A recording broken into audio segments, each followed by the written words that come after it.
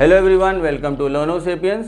Today I am going to discuss some interesting topics on the chapter Genetics and Evolution, that is pleiotropy, polygenic inheritance and lethal genes. ये topic interesting भी हैं और important भी बहुत ज़्यादा हैं as per your boards exam and NEET. Important मैं इसलिए कह रहा हूं कि बोर्ड एग्जाम्स में अगर आप पिछले साल के पेपर्स देखेंगे या नीट एग्जाम के आप पिछले पेपर्स देखेंगे तो आपको प्लियोट्रॉपी, पॉलीजेनिक इनहेरिटेंस और लीथल जीन से रिलेटेड क्वेश्चंस लगभग हर साल आपको इन टॉपिक से क्वेश्चंस जरूर मिलेंगे। तो ये तीनों टॉपिक्स इंटरेस्टिंग तो है ही, साथ में बहुत ही ज़्यादा इंपॉर्टेंट टॉपिक्स भी हैं, तो इनको ध्यान से समझते हैं। The first topic that is pleiotropy.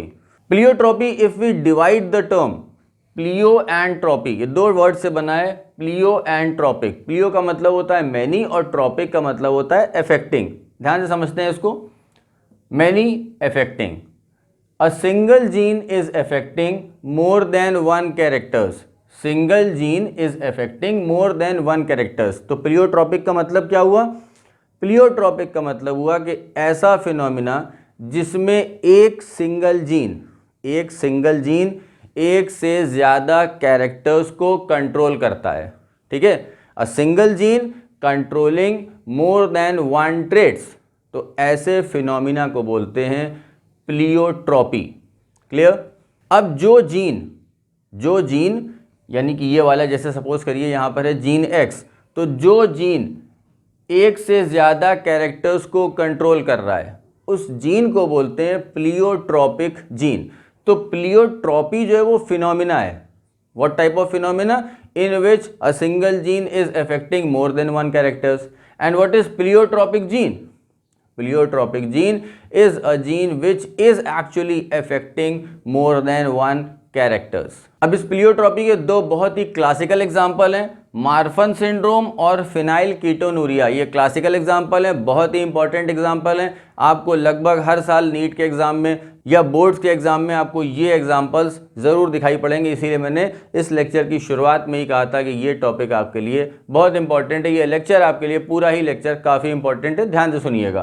तो पहला एग्जाम्पल है प्लियोट्रॉपी का, Marfan syndrome. Now the Marfan syndrome, मैंने आपको प्लियोट्रॉपी में क्या बताया कि ये एक ऐसा फिनोमिना है जिसमें a single gene is affecting more than one characters, more than one traits. अब मार्फन सिंड्रोम ये उस जीन की वजह से होता है जो कि, पहली चीज, क्रोमोसोम नंबर 15 में प्रेजेंट है। एक ऐसा जीन जो कि क्रोमोसोम नंबर 15 पर प्रेजेंट है और इसमें डिफेक्ट होने की वजह से कई सारे इफेक्ट्स आते हैं। यही तो है ना प्लियोट्रॉपी, कि एक जीन कई सारे कैरेक्टर कंट्रोल कर रहा है, तो अगर उस जीन में डिफेक्ट आ गया तो उससे रिलेटेड जितने भी कैरेक्टर्स हैं, वो जितने भी कैरेक्टर्स को कंट्रोल कर रहा है उन सब पे इफेक्ट आएगा। ठीक है, तो मार्फन सिंड्रोम में आप क्या लिखेंगे कि ये क्रोमोसोम नंबर 15 वाले जीन पर प्रेजेंट होता है, कि ये उस जीन में डिफेक्ट की वजह से होता है जो कि क्रोमोसोम नंबर 15 पर प्रेजेंट है। ठीक, ये ऑटोसोमल जेनेटिक डिसऑर्डर है। अब ऑटोसोमल जेनेटिक डिसऑर्डर का क्या मतलब हुआ? पहली बात तो ये जीन पे प्रेजेंट है। ये जो सिंड्रोम है ये किसी जीन के डिफेक्ट की वजह से हो रहा है। तो अगर जीन में डिफेक्ट है तो डेफिनेटली वो कैरेक्टर इनहेरिट होगा, वो जीन इनहेरिट होगा तो वो कैरेक्टर भी इनहेरिट हो जाएगा। तो इसलिए हम कह रहे हैं कि ये मार्फन सिंड्रोम जेनेटिक डिसऑर्डर है। अब ये क्रोमोसोम नंबर 15 पर प्रेजेंट है, और क्रोमोसोम नंबर 15 कौन सा क्रोमोसोम है? ऑटोसोम है या सेक्स क्रोमोसोम है? सिर्फ एक्स और वाई क्रोमोसोम सेक्स क्रोमोसोम कहलाते हैं। इसके अलावा जितने भी क्रोमोसोम्स हैं हमारे सेल के अंदर वो सब ऑटोसोम्स हैं। तो ये क्रोमोसोम नंबर 15 भी ऑटोसोम है, तो इसलिए हम इसको कह रहे हैं ये ऑटोसोमल जेनेटिक डिसऑर्डर है। क्लियर? अब जिस इंडिविजुअल में ये जीन जो कि क्रोमोसोम नंबर 15 पर प्रेजेंट है, अगर वो डिफेक्टिव हो जाएगा तो उसको मार्फन सिंड्रोम हो जाएगा। तो हम पहचाने कैसे? उसके सिम्टम्स क्या हैं मार्फन सिंड्रोम के? तो पहला सिम्टम है थिननेस, ये काफ़ी दुबला पतला कमज़ोर सा इंसान होगा। जॉइंट हाइपरमोबिलिटी, जॉइंट हाइपरमोबिलिटी का मतलब होता है कि जॉइंट्स जो है वो एक्स्ट्रा लूज होंगे, काफ़ी ढीले जॉइंट्स होंगे। लिम्ब इलोंगेशन, हाथ पैर की जो बोन्स हैं वो काफ़ी लंबी होंगी, ज़रूरत से ज़्यादा जो प्रोपोर्शनेट लेंथ होती है वो नहीं होगी, एक्स्ट्रा लॉन्ग बोन्स होंगी। लेंस डिसलोकेशन, यानी जो आई का लेंस हमारा है वो डिसलोकेट हो जाएगा। तो ये कुछ कैरेक्टर्स हैं जो कि मार्फन सिंड्रोम वाले जीन से रिलेटेड है। यानी कि एक सिंगल जीन में डिफेक्ट हो रहा है, ध्यान से सुनिएगा, एक सिंगल जीन में डिफेक्ट हो रहा है और वो कई सारे कैरेक्टर्स यानी कई सारे इफेक्ट शो कर रहा है। देखिए कई सारे मल्टीपल इफेक्ट शो कर रहा है, ठीक है। तो ऐसे जीन को हम बोलते हैं प्लियोट्रॉपिक जीन और ऐसे फिनोमिना को हम बोलते हैं प्लियोट्रॉपी। अब देखते हैं प्लियोट्रॉपी का नेक्स्ट एग्जांपल, फिनाइल कीटोनूरिया। बहुत ही कॉमन एग्जांपल है, आपकी एनसीईआरटी बुक्स में काफ़ी अच्छे से एक्सप्लेन किया गया है। Now what is this phenyl ketonuria? It is again an autosomal genetic disorder. Autosomal genetic disorder, genetic disorder का मतलब ऐसा डिसऑर्डर जो जीन्स से जीन्स में इनहेरिट हो रहा है, और ऑटोसोमल मतलब ये ऑटोसोम पर प्रेजेंट है, ठीक। तो जिस तरह से मार्फन सिंड्रोम किसकी वजह से हो रहा था, ऐसा जीन जो कि क्रोमोसोम नंबर 15 में प्रेजेंट है। फिनाइल कीटोनूरिया ऐसा जीन जो कि क्रोमोसोम नंबर 12 पर प्रेजेंट होता है, तो उस जीन में डिफेक्ट होने की वजह से हमको फिनाइल कीटोनूरिया हो जाता है। अब ये फिनाइल कीटोनूरिया क्या है, इसको ज़रा डिटेल में समझते हैं, क्योंकि ये क्वेश्चन बोर्ड्स में 2 मार्क्स या 3 मार्क क्वेश्चन में पूछा जाता है। फिनाइल कीटोनूरिया समझते हैं। डिफेक्ट ऑफ फिनाइल एलेनिन हाइड्रोक्सिलेस, ये जो जीन है जो क्रोमोसोम नंबर 12 पर प्रेजेंट है, इस जीन की वजह से हमारी बॉडी में एक एंजाइम सिंथेसाइज होती है। उस एंजाइम का नाम है फिनाइल एलेनिन हाइड्रोक्सिलेस। और इस एंजाइम का काम क्या होता है, ये एंजाइम हमारी बॉडी में फिनाइल एलेनिन नाम का जो अमीनो एसिड है उसको कन्वर्ट करता है टायरोसिन में। तो अगर इस जीन में डिफेक्ट होगी जो कि क्रोमोसोम नंबर 12 पर प्रेजेंट है, तो जीन में डिफेक्ट होने की वजह से फिनाइल एलेनिन हाइड्रोक्सिलेस एंजाइम का सही सिंथेसिस नहीं हो पाएगा, डिफेक्टिव सिंथेसिस होगा, जिसकी वजह से phenylalanine amino acid will not be converted to tyrosine. तो ये तो मैंने बताया कि जीन में डिफेक्ट होने की वजह से ये अमीनो एसिड कन्वर्ट नहीं हो पाएगा।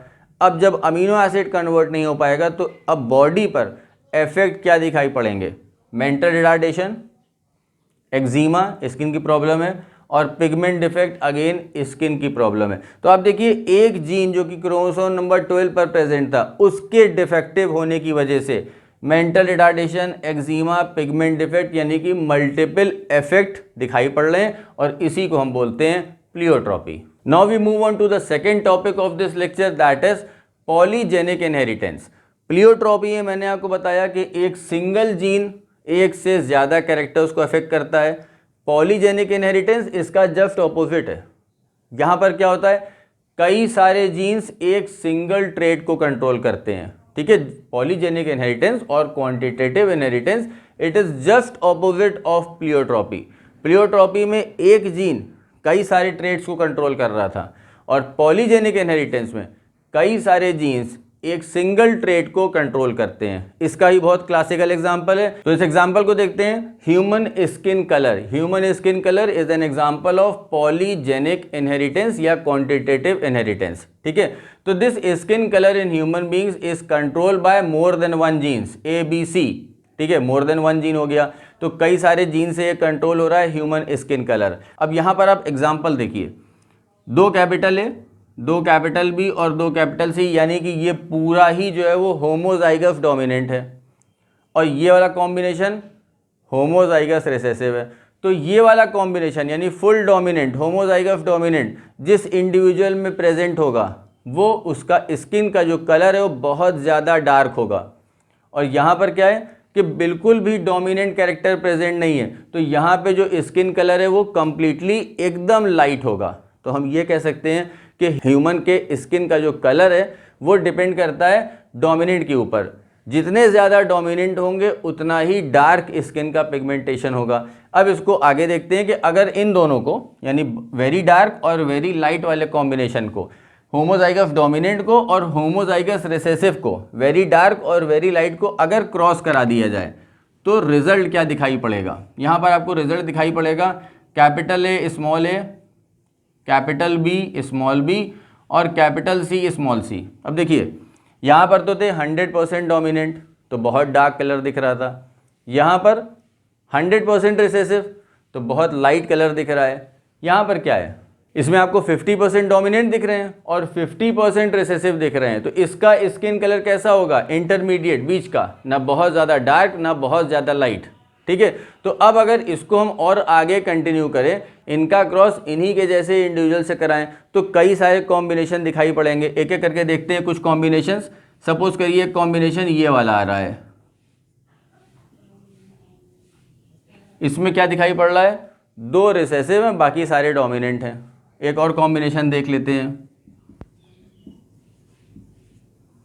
इस कॉम्बिनेशन में देखिए एक ही रिसेसिव है, ठीक है।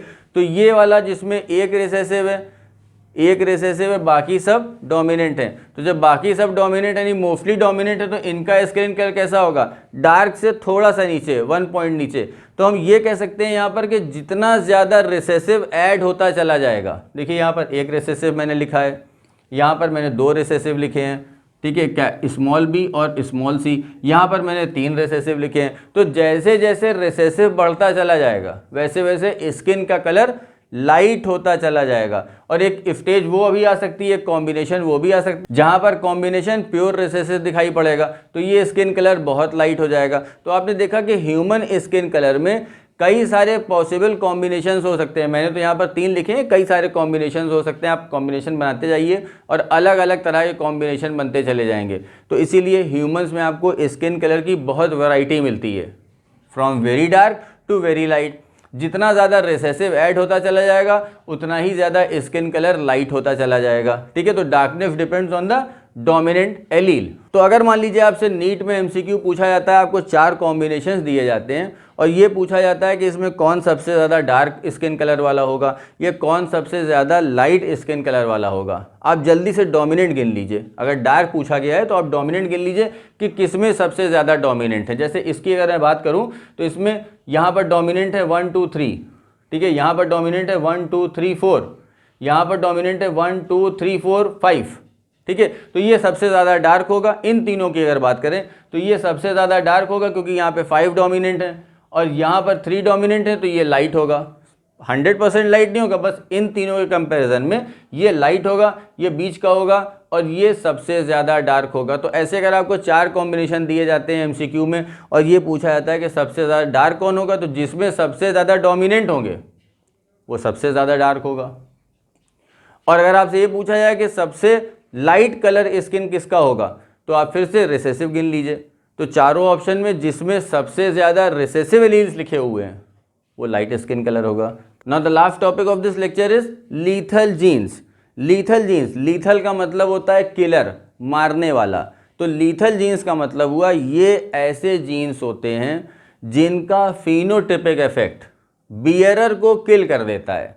ऐसे जीन्स जिनका फिनोटिपिक इफेक्ट बियरर को किल कर देगा। मीन्स अगर ये जीन्स हमारी बॉडी में प्रेजेंट हैं और अपना इफेक्ट शो कर रहे हैं, ठीक है, सिर्फ प्रेजेंट होना ही नहीं, अपना इफेक्ट भी शो कर रहे हैं, तो फिर जिस इंसान के अंदर, जिस ऑर्गेनिज्म के अंदर ये जीन्स प्रेजेंट हैं, उस ऑर्गेनिज्म की डेथ हो जाएगी। तो मैंने यहाँ पे 2 टर्म बोले आपको कि सिर्फ प्रेजेंट होना ही नहीं, उनका इफेक्ट शो होना चाहिए। लीथल जीन्स में देखिए क्लियरली यहाँ लिखा है ऐसे जीन्स जिनका फिनोटिपिक इफेक्ट, जब तक ये अपना इफेक्ट नहीं दिखाएंगे तब तक ऑर्गेनिज्म की या बियर की जिसके अंदर वो जीन्स है उसकी डेथ नहीं होगी। तो इस पॉइंट को ज़रा मैं समझाता हूँ यहाँ पर आपको अलग से। सपोज मैं कॉम्बिनेशन लिखता हूँ capital A capital A, capital A small A और फिर स्मॉल ए स्मॉल ए। ये 3 तरह के कॉम्बिनेशन मैंने एक पर्टिकुलर जीन के लिखे हुए हैं, ठीक। अच्छा, लीथल जीन्स में एक बात और ध्यान रखिएगा, लीथल जीन्स जो है वो जनरली रिसेसिव होते हैं, ठीक है। इस पॉइंट को आप नोट करके चलिए कि lethal genes they are generally recessive in nature. तो पहला पॉइंट आप ये ध्यान रखिए कि लीथल जीन तब तक लीथल नहीं होंगे, तब तक ऑर्गेनिज्म की डेथ नहीं कॉज करेंगे जब तक वो अपना इफेक्ट ना शो करें, पहला पॉइंट। दूसरा point, lethal genes generally recessive होते हैं, ठीक। तो अब यहाँ पर देखिए, ऐसा कॉम्बिनेशन जिस ऑर्गेनिज्म में होगा क्या उसकी डेथ होगी? रिसेसिव तो है ही नहीं, तो इसकी डेथ नहीं होगी। सेकेंड देखिए हेट्रोजाइगस, क्या इसकी डेथ होगी? तो इसमें हम ये मान के चलते हैं कि स्मॉल ए रिसेसिव है, यानी कि लीथल है, ठीक है। यहाँ पे हम लीथल जीन्स का एग्जांपल मान के चल रहे हैं कि ये स्मॉल ए, ये रिसेसिव लीथल है। तो अगर ये लीथल है तो क्या इसकी डेथ होगी? इस ऑर्गेनिज्म में हेट्रोजाइगस कंडीशन में स्मॉल ए क्या अपने आप को एक्सप्रेस कर पा रहा है? आप यहाँ पे प्रिंसिपल ऑफ डोमिनेंस लगाइए, क्या स्मॉल ए अपने आप को एक्सप्रेस कर पा रहा है? तो आपका आंसर होगा नहीं, स्मॉल ए अपने आप को एक्सप्रेस नहीं कर पा रहा है क्योंकि डोमिनेंट प्रेजेंट है वहाँ पर, ठीक। तो अब मेरा पॉइंट याद करिए, पहला वाला मैंने क्या कहा था कि लीथल जीन का सिर्फ प्रेजेंट होना ज़रूरी नहीं है, उसका इफेक्ट शो होना ज़रूरी है, तो इसकी डेथ नहीं होगी क्योंकि यहाँ पर लीथल जीन्स अपने आप को एक्सप्रेस नहीं कर पा रहे हैं। ठीक, ये वाला देखिए आप केस, यहाँ पर दोनों ही रिसेसिव जीन्स हैं, लीथल हैं, तो क्या यहाँ पर ये अपने आप को एक्सप्रेस कर पा रहे हैं? यस, ये यहाँ पर अपने आप को एक्सप्रेस कर पा रहे हैं। तो जब यहाँ पर अपने आप को एक्सप्रेस कर पा रहे हैं तो इसकी डेथ हो जाएगी। ठीक है, ये वाला जो कॉम्बिनेशन है इसकी डेथ हो जाएगी। तो इनकी सिर्फ डेथ होगी, इनकी डेथ नहीं होगी, इन वाले की डेथ नहीं होगी। तो हमने ये देखा, जो मैंने भी बताया आपको, कि लीथल जीन्स का सिर्फ प्रेजेंट होना ज़रूरी नहीं है। अगर ये प्रेजेंट हैं और अपने आप को एक्सप्रेस नहीं कर पा रहे हैं तो ऑर्गेनिज्म की डेथ नहीं होगी। ऑर्गेनिज्म की डेथ तभी होगी, ये जीन्स तभी लीथल होंगे, तभी एक्टिवेट हो पाएंगे जब वो प्योर रिसेसिव कंडीशन में होंगे और अपने आप को एक्सप्रेस कर पाएंगे। तो जीन लीथल जीन्स तभी कहलाते हैं जब वो अपने आप को एक्सप्रेस करेंगे और एक्सप्रेस करने के बाद वो अपना इफेक्ट शो करेंगे और तब वो बिहेवियर की या ऑर्गेनिज्म की डेथ कॉज करेंगे।